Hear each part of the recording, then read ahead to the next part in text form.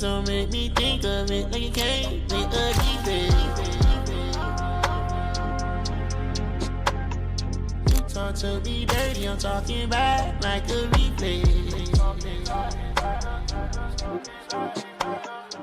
Hey everyone, I am Huey and I'm with Janaye. What are we doing today? We're at PPA Newport and we're playing the Pro Qualifiers.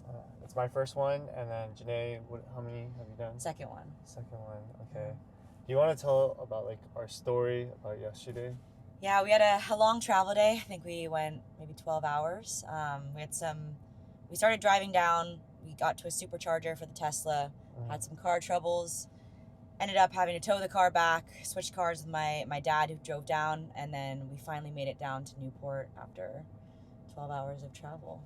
And right before that, we went to the combine at the hub for tryouts. I woke up at 5. You were up at like 6:40, 6:30, and then we were grinding from like 8 to 11. So long day. Yeah. We're gonna make it worth it. And are you feeling ready? I'm ready. We're gonna do great. Let's go crush it. Yeah, we're playing Matt Burkhardt. Oh shoot. Do it again. Okay, we're playing Matt Burkhardt and Steph Vogt. First round. So let's get it. Let's get it. Yo, if I could do it, then why can't you?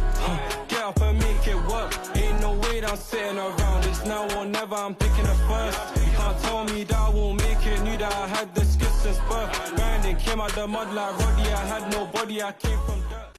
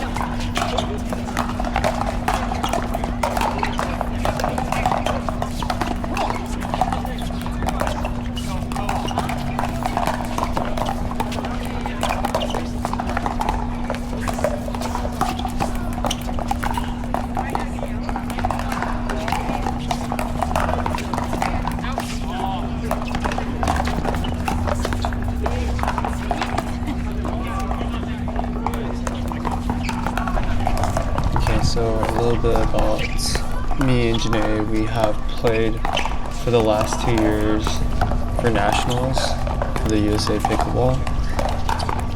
We won 4.5, then 5.0 last year, and we wanted to take the next step and try out qualifiers, and it's a different level. It's the idea of like not having round robin. It's single elimination, so you have to give it your go all at once, and so like there's no way to just hope on momentum or like taking the right timeouts to stop their flow immediately, and so you have to figure things out like real quick. And so yeah, playing Matt, he's a 5.8, and Stephanie, they were really good, and Matt set them up with both his top spins and serves and service returns.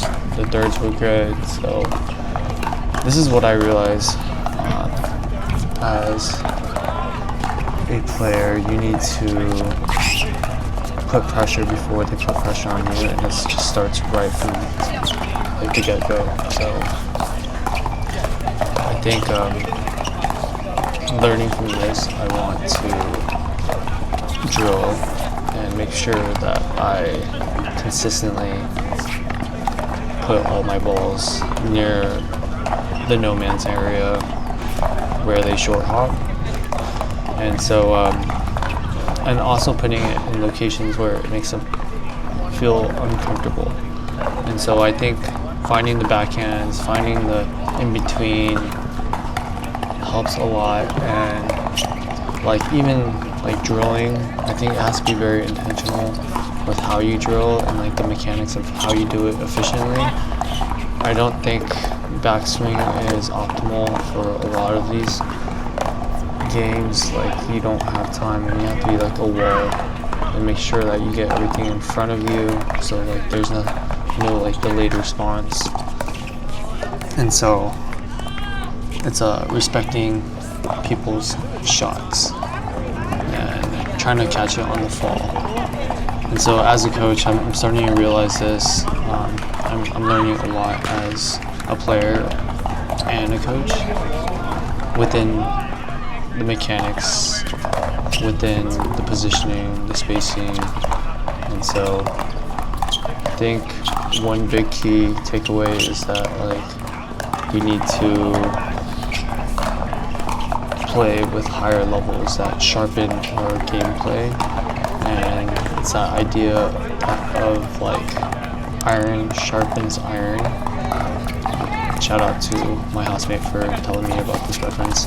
And like if we continue playing lower levels, and like yeah, we are winning, but we are not learning.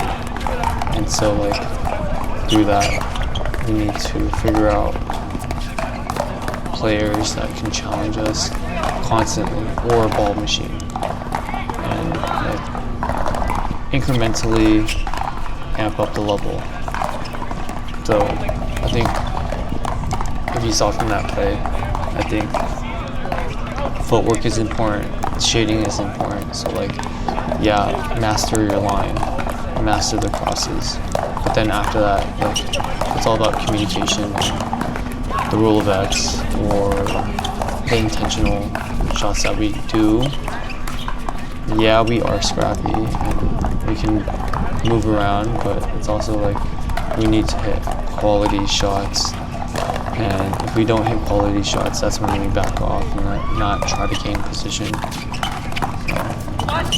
Just a little food for thought from what I experienced in game one. Game one, we felt like we had a little bit more room, and then game two, we just felt like we were blown. Just couldn't figure it out. Matt was too good, and he hides his shots really well, especially at the kitchen. I was watching his videos the night prior. His form is kind of a hold, and he has 3 locations that he can hit it if you give him a dead dink. So yeah, attention, top spin. By the way, thank you for watching. This is my first time talking over one of my games and like watching what I do, so probably gonna do more of these. I feel like it helps me analyze everything well, and then in turn it can also help you learn what I'm thinking. So, thank you. You are awesome.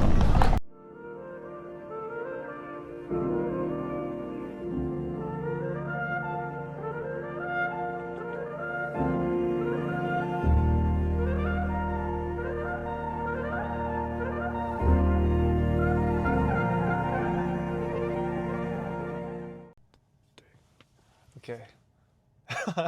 Okay, so we lost. The first one was 4-11 and then 1-11 at PPA Newport. Any takeaways? I think biggest takeaway was, one, really focusing on, and what the competition did well to us is, redo.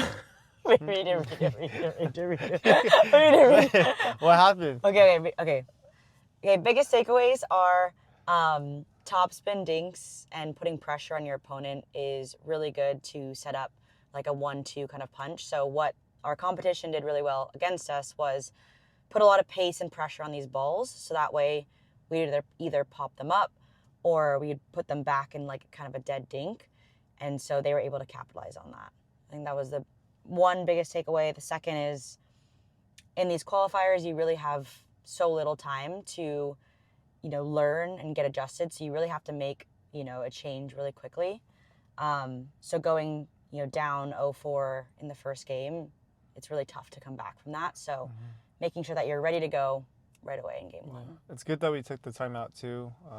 Immediately when it happened, I was like, oh shoot, like we want to stop their momentum. So like I think understanding to utilize your timeouts. We had 2.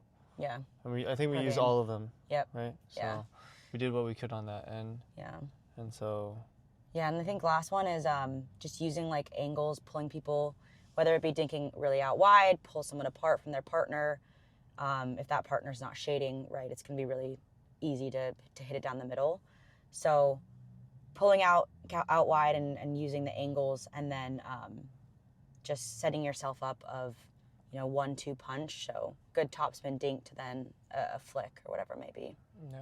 I do think that we were like a bit more reactive because of like the quality of their shots too. Yes. So like we're not able to respond and figure out what we can do. So like I think moving forward we would need to either neutralize their shots or find like within like, hey, like they're like top spinning, I need to slice it and neutralize that top spin, and then after that move it in areas that it would like to their feet. Yeah. And then hope for their short hop, and then I think find the top spin overall just be more intentional with our shots. Yeah. Like every time you do get the ball, like get your feet set, be intentional with where you're hitting it, top spin, slice, whatever it may be, but like use that shot to set up your next shot. Yeah. Okay, so now we're gonna go Lost Cab and practice with some of my friends, and then maybe work on the top spin from there. So deuces. Let's get it. Let's go. Okay. Whatever. Yeah, the wonderful thing about that is that it speaks to people. One is the loneliest number that you'll ever do. Two can be as bad as one. It's the loneliest number since the number one. One is the loneliest number that you'll ever do. So after PPA Newport, we wanted to get more games and work on a few things that we talked about, our takeaways from playing Matt and watching the other players at the qualifiers. And one big thing that we noticed is that topspin is very important. You want to put pressure on them before they put pressure on you. And what I would say is that you want to make people respect your shot, either if it's a reset, drop, dink, that they're poking out their paddle, reaching in, and if they do reach in too much and their balance is off, that they pop up or create a dead dink on a short hop, and that's when you can capitalize and take aggression because a lot of the impact is absorbed on their ground already. So shout out to Lost Cab for letting us in. It's one of the best places in Fountain Valley if you haven't checked it out. They got a jacuzzi, tennis courts, over 60 courts, and there's a lot of people. And they have a program of first come, first serve for the courts in the back. In the front, there's a paddle rack system, and these are more of your community games that you can get if you can't find anyone. On top of that, they have a hot tub, coffee machine, players lounge, gym. So this place has it all, and it's really nice. The people are cool too. And yeah, thank you so much. And so yeah, in this video, Janaye and I are working on our topspin mechanics, and what I would say that I did notice off Janaye, and I'm not a master myself at topspin, I'm just barely learning it and mastering it myself because of Coach Terry. Thank you, helped me a lot. So it's that low to high motion, and there's two methods that I've been using. There's one where it's like more wrist focused, and I realized that doorknob motion, it helps when the ball is in front of you. If it's a little bit choked up and you need to wait for the fall, I prefer using the shoulder method where it's like pick up the phone and you go to the ear. And I find it effective when you are balanced and it's in the center of your body and in front.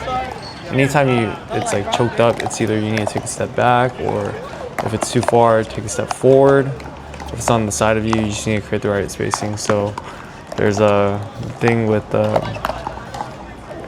tracking of the left hand or your non-dominant hand.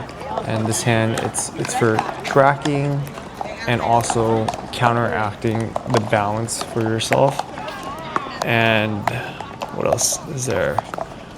So there's the balance factor, spacing, catching it on the fall, and getting low and stable. So yeah, I think with Janaye's background, she played field hockey, and so she has one of the best footwork and movement that I've seen.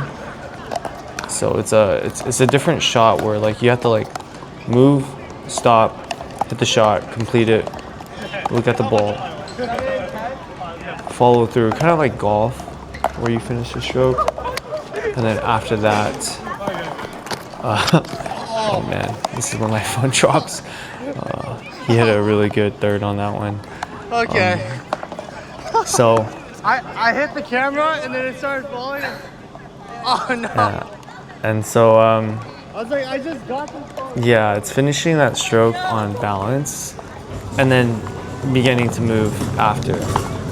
And so that's what I like doing, and it's up to you if you want to take it or not. I just find it better. It's kind of like tennis too, where you have to look at that ball and brush it up, not hit it. So I think having a more compact and less backswing would help a lot too if you want to increase your margin. Sometimes the backswing does create more errors if you don't time it correctly. Don't get me wrong, I feel like if you do have that timing, that rotation will propel the ball even more. So less arm, more body. Let's get it. And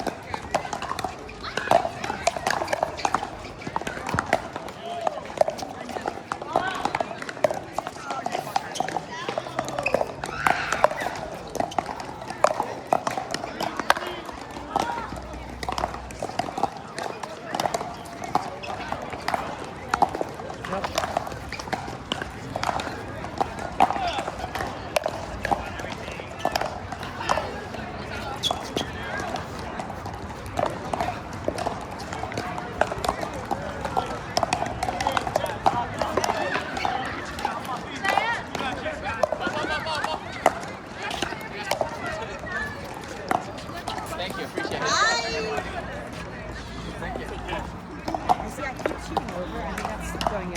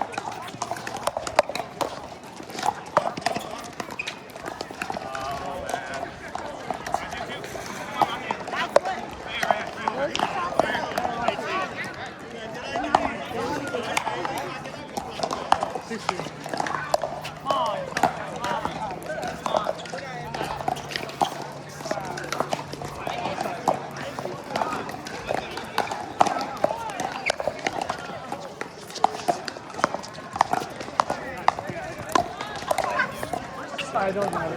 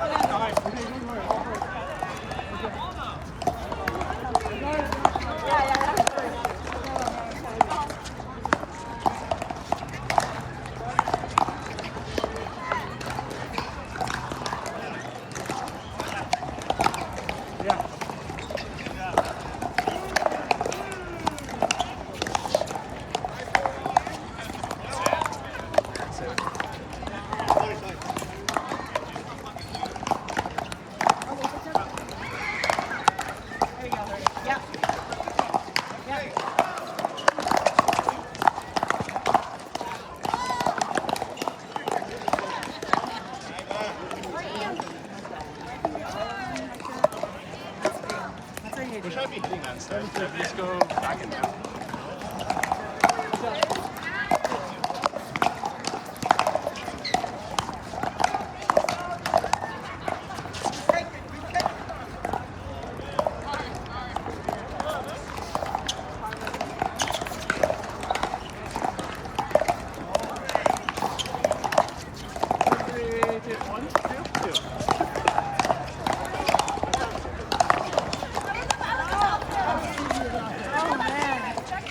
Yeah. Who's that?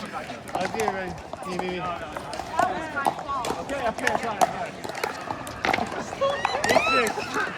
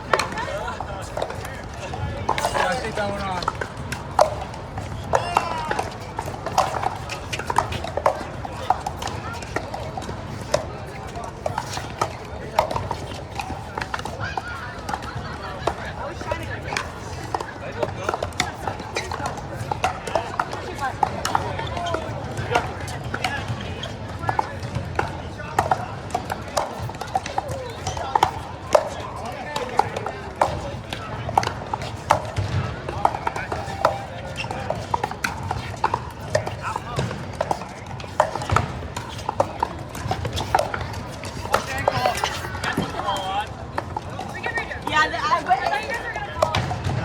gonna, but.